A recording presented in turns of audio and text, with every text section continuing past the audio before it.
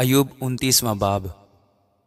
اور ایوب پھر اپنی مثل لا کر کہنے لگا، کاش کہ میں ایسا ہوتا جیسا گزشتہ مہینوں میں، یعنی جیسا ان دنوں میں جب خدا میری حفاظت کرتا تھا، جب اس کا چراغ میرے سر پر روشن رہتا تھا اور میں اندھیرے میں اس کے نور کے ذریعے سے چلتا تھا، جیسا میں اپنی برومندی کے ایام میں تھا، جب خدا کی خوشنودی میرے ڈیرے پر تھی، جب قادر مطلق ہنوز میرے ساتھ تھا اور میرے بچے میرے ساتھ تھے، جب میرے قدم مکھن سے دھلتے تھے اور چٹان میرے لیے تیل کی ندیاں بہاتی تھی، جب میں شہر کے پھاٹک پر جاتا اور اپنے لیے چوک میں بیٹھک تیار کرتا تھا، تو جوان مجھے دیکھتے اور چھپ جاتے اور عمر رسیدہ لوگ اٹھ کھڑے ہوتے تھے، عمراہ بولنا بند کر دیتے اور اپنا ہاتھ اپنے منہ پر رکھ لیتے تھے، رئیسوں کی آواز تھم جاتی اور ان کی زبان تالو سے چپک جاتی تھی، کیونکہ کان جب میری سن لیتا تو مجھے مبارک کہتا تھا، اور آنکھ جب مجھے دیکھ لیتی تو میری گواہی دیتی تھی،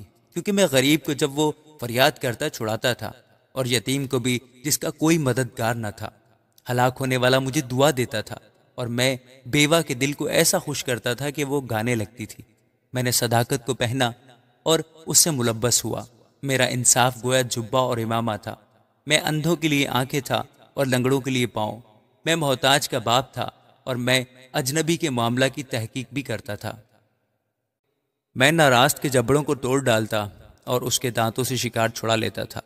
تب میں کہتا تھا کہ میں اپنے آشیانہ میں مروں گا اور میں اپنے دنوں کو ریت کی طرح بے شمار کروں گا۔ میری جڑیں پانی تک پھیل گئی ہیں اور رات بھر اوس میری شاخوں پر رہتی ہے۔ میری شوکت مجھ میں تازہ ہے اور میری کمان میرے ہاتھ میں نئی کی جاتی ہے۔ لوگ میری طرف کان لگاتے اور منتظر رہتے اور میری مشورت کے لیے خاموش ہو جاتے تھے۔ میری باتوں کے بعد وہ پھر نہ بولتے تھے اور میری تقریر ان پر ٹپکتی تھی۔ وہ میرا انتظار کرتے تھے جیسا بارش کا، اور اپنا منہ ایسے پسارتے تھے جیسے پچھلے میںہ کے لیے۔ جب وہ مایوس ہوتے تھے تو میں ان پر مسکراتا تھا، اور میرے چہرے کی بشاشت کو انہوں نے کبھی نہ بگاڑا۔ میں ان کی راہ کو چنتا اور سردار کی طرح بیٹھتا اور ایسے رہتا تھا جیسے فوج میں بادشاہ، اور جیسے وہ جو غمزدوں کو تسلی دیتا ہے۔ آمین۔